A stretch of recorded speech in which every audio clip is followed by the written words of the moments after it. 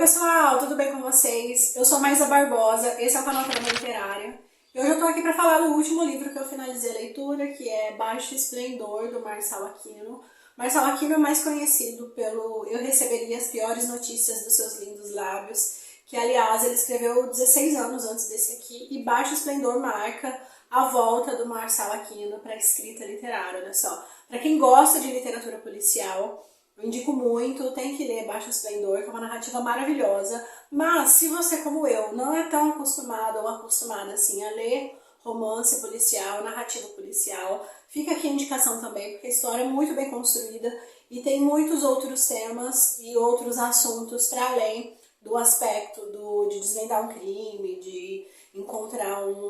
procurar um suspeito, encontrar o culpado, que é característica aí dos romances policiais. Tem vários outros assuntos que vão sendo trabalhados aqui em paralelo e hoje a gente conversa sobre todos eles. Se você está chegando por aqui agora, não se esqueça de se inscrever, ativar as notificações, curtir o vídeo, indicar o canal para quem você sabe que gosta de literatura e bora conversar sobre Baixo Esplendor. Baixo Esplendor, uma coisa que eu percebi lendo, assim, que eu fui percebendo durante a leitura, é que ele vai contando duas histórias em paralelo. E essas duas histórias, por mais que sejam diferentes e distantes de um certo aspecto, essas histórias vão se cruzando até que chega num determinado momento que essas histórias se tornam indissociáveis. Se a gente tem um romance policial, uma narrativa policial, a gente tem um crime aí sendo desvendado. No caso, aqui a gente tem um protagonista que é o Miguel, que é um policial que se infiltra num bando de ladrões de carga. Então a função do Miguel, a função desse policial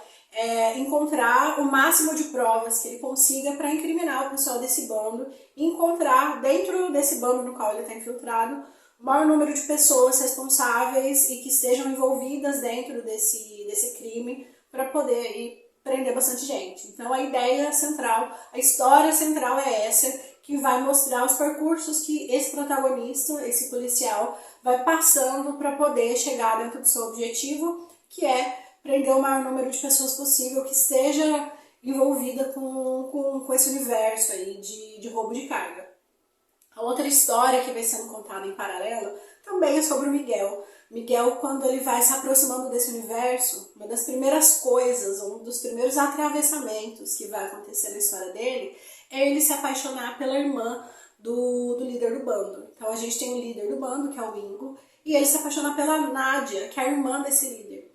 E é uma paixão muito avassaladora, assim, muito carnal, a gente pode dizer, justamente porque é uma paixão ou é uma relação que se resolve basicamente na cama. Então o tempo inteiro que os dois estão juntos, quase todo o tempo que os dois estão juntos, eles estão na cama, eles estão transando, e toda essa parte, ela é colocada de modo muito direto, de modo muito cru, e a gente vai percebendo um aspecto bastante erótico da narrativa também, justamente porque esse aspecto da relação do Miguel com a Nádia vai acontecer dessa maneira, e a voz narrativa vai colocando isso de modo muito direto para o leitor. Pode parecer meio irresponsável e pode parecer meio óbvio que isso vai dar errado em algum momento e o leitor vai sentindo isso conforme a narrativa vai acontecendo. Só que isso contrapõe muito a figura desse policial, que é o Miguel, que é um policial muito responsável, muito organizado, muito empenhado e muito certinho, vamos dizer assim, muito cuidadoso. Só que a Nádia, quando chega na vida dele, ela desestrutura toda essa proteção, todo esse cuidado, e ela vai mostrar para ele que ele tem aí todo um lado muito irresponsável e descuidado que vai sendo percebido nos pequenos gestos e nos grandes gestos. O Miguel, ele é um tanto quanto vaidoso, então ele tem a certeza de que quando chegar a hora de prender todo mundo, quando chegar a hora dessa história se encerrar, ele com certeza vai conseguir fazer isso muito tranquilamente, e por mais que vai ser sofrido, ele tem a certeza que ele vai conseguir se desvincular da Nádia e que tudo isso vai se resolver dentro do que ele está esperando aí. Para o leitor, todo esse aspecto vai ficando evidente que não vai acontecer de modo tão tranquilo assim, porque a gente vai percebendo, conforme a gente vai lendo, que ele está mais envolvido do que ele acredita e que a Nádia também está mais envolvida do que ele sabe ou do que ela própria sabe. A narrativa tem um narrador onisciente e a gente vai tendo acesso ao pensamento dessas personagens e esse acesso é muito gostoso, justamente porque a gente vai conseguindo perceber, você não tá nesse ponto que você acha que você tá, ou você não tá tão bem resolvido em relação a isso quanto você pensa que você tá. Um outro aspecto bem interessante de Baixo Esplendor é que ela é uma narrativa contextualizada ali em 1973, durante a ditadura militar, um dos períodos mais duros da ditadura militar, e por mais que a temática ela não esteja central dentro da obra, por mais que a gente não volte para a temática ditadura militar, a gente vai percebendo a construção das personagens que vai evidenciar todo um aspecto de suspeição um em relação aos outros. Então, um tem medo do outro, um tem desconfiança do outro, tem todo um aspecto de cuidado de todos eles o tempo inteiro, e a gente vai percebendo que isso não é só porque são sujeitos envolvidos no mundo da criminalidade. A gente vai percebendo que esse é um cuidado que está meio na cabeça de todo mundo, assim, como se todo mundo pudesse fazer alguma coisa errada ou todo mundo pudesse ser suspeito de alguma coisa por alguma razão. E acho que isso tem muito a ver com esse momento no qual a narrativa é contextualizada. Outra coisa também que eu achei bem interessante em Baixo Esplendor é essa espécie de divisão e de encontro desses dois universos, entre o mundo do crime e o mundo da justiça, o mundo do ruim e do bom, o mundo do certo e do errado. E o que a gente vai percebendo conforme a narrativa vai acontecendo é, esse universo da criminalidade, dentro do contexto, ele possui uma espécie de autorregulação. Então as coisas se resolvem ali, né? Então o crime que aconteceu, uma traição, vamos dizer assim, não crime, mas uma traição que acontece entre sujeitos, entre integrantes do bando, por exemplo, é resolvida ali com uma punição que eles mesmos decidem. Então tem um certo senso de justiça, ainda que seja uma justiça à revelia, há um senso de justiça que conduz esses sujeitos até onde eles podem ir, até onde eles podem errar no que diz respeito uns aos outros. Traição vai ser um negócio que vai ser muito combatido, então a gente percebe quase que um tribunal sendo construído quando alguém comete uma determinada traição. Isso tanto em relação ao bando, então quando se percebe que tem um integrante do bando que está passando informação para fora, esse integrante do bando ele vai sofrer sua punição, mas um outro aspecto também quando acontecem traições relacionadas a casais, assim, especialmente traição de mulheres.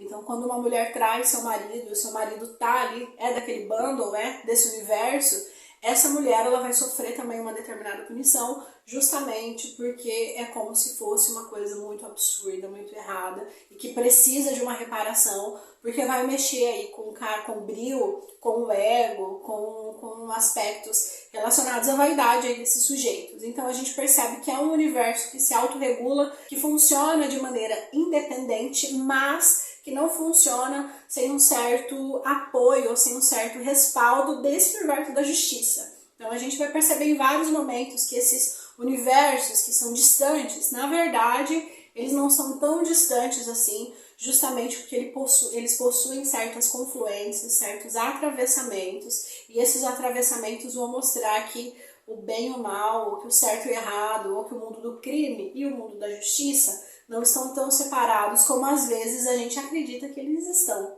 Esse romance, ou essa história de amor que vai acontecendo entre o Miguel e a Nádia, vai sendo construído de maneira muito avassaladora, de maneira muito envolvente, no sentido de que a gente vai percebendo que o que eles têm é mais do que uma paixão superficial, é mais do que uma coisa passageira. E é interessante a gente perceber que há várias pistas que entregariam tanto o Miguel para a Nádia. Então, se ela prestasse mais atenção, ela perceberia que tinha alguma coisa errada com esse sujeito, porque tem pistas que vão evidenciando isso para ela, e também para o Miguel. Vão ter várias pistas que vão mostrar que ele não vai conseguir se desvincular dela tão facilmente quanto ele gostaria. Mas isso tudo vai ficando oculto para esses dois sujeitos e eles não vão percebendo o quanto eles estão envolvidos, ou eles não vão percebendo quem é o outro de fato, ou de que maneira que o outro vai representar uma ruptura na vida dele de fato. E a gente não vai conseguindo saber se essa não percepção de um e de outro é intencional ou não intencional. Então a Nádia é uma mulher profundamente apaixonada pelo Miguel, e ela perde de reparar várias pistas que entregariam que ele é um policial, mas ao mesmo tempo ela não vai percebendo e ela não vai lendo essas pistas. E não vai dando pra gente saber muito se ela não lê essas pistas de modo intencional, Então eu tô tão envolvida aqui que eu vou fingir que eu não tô vendo isso, ou se é não intencional, assim, no sentido de realmente essas pistas estão sendo bem escondidas mesmo. Dá muito a impressão de que se ela prestasse um pouquinho mais de atenção, ela perceberia que tem alguma coisa com esse sujeito, que chega ali sem família, sem vínculo nenhum, sem uma história muito bem articulada para contar. Ele simplesmente chega, se aproxima do bando, desperta a simpatia de quase todo mundo, e dentro desse processo ela se apaixona e ela se envolve e ela está profundamente entregue a um homem que ela conhece muito pouco e que quando ela vai perceber quem ele é de fato, ela já está envolvida num ponto que ela já não consegue mais recuar e que ele também já não consegue mais recuar, por mais que eles sentem profundamente. Até porque o Miguel, ele é um cara tão bom no que ele faz, ele é tão atento à sua profissão, que ele é muito isolado na vida. Então, ele, antes de entrar pro bando, ele já é um sujeito muito isolado, ele já é um sujeito, por várias razões, que vive de maneira muito solitária. E quando a Nádia entra na vida dele, ela preenche um espaço que ele cuidadosamente cuidou para que nunca fosse preenchido. Só que quando ela chega, ela chega preenchendo esse lugar aí. E quando ele se vê sozinho, esse espaço da solidão, esse espaço do vazio, ele é muito maior do que ele era antes. Porque antes ele conseguia fazer isso propositalmente, e ele conseguia fazer isso pensando na profissão dele. Quando, por algumas razões, ele vai se decepcionar com esse universo da justiça, com esse mundo da justiça, e quando ele se percebe sozinho, sem a mulher que ele ama, esse vazio, esse espaço de fragilidade, ele vai ser muito maior do que ele tenha sido em qualquer momento. Toda essa história ela é contada por meio de uma linguagem muito gostosa, que prende muito a gente, é uma narrativa que flui, sabe? Então, é uma linguagem muito acessível, muito gostosa, capítulos muito curtinhos. É uma estrutura interessante, porque a gente vai ter alguns capítulos muito curtinhos mesmo, de 2 linhas, por exemplo, e que vai puxando a história que vai vindo na sequência. E essa ideia de que a gente vai tendo histórias em paralelo sendo contadas, vai ficando evidente na estrutura da narrativa também, justamente porque a gente vai meio que sendo levado para esses 2 espaços, para esses 2 lugares, que vai sendo aí esses universos que o Miguel vai precisando atravessar. Ora, ele está ali envolvido nesse universo da criminalidade, tendo que cuidar todos os seus passos, tendo que cuidar tudo que ele diz, porque qualquer coisa pode levantar suspeita. Ora, ele está aqui envolvido com essa mulher, que ele está completamente apaixonado, que representa aí um novo espaço e uma nova possibilidade para ele em relação a uma série de coisas. Pessoal, é isso. Eu espero que vocês tenham gostado. Se vocês já leram Baixo Esplendor, se vocês já leram alguma coisa do Marcelo Aquino, deixa aqui nos comentários. Até mais!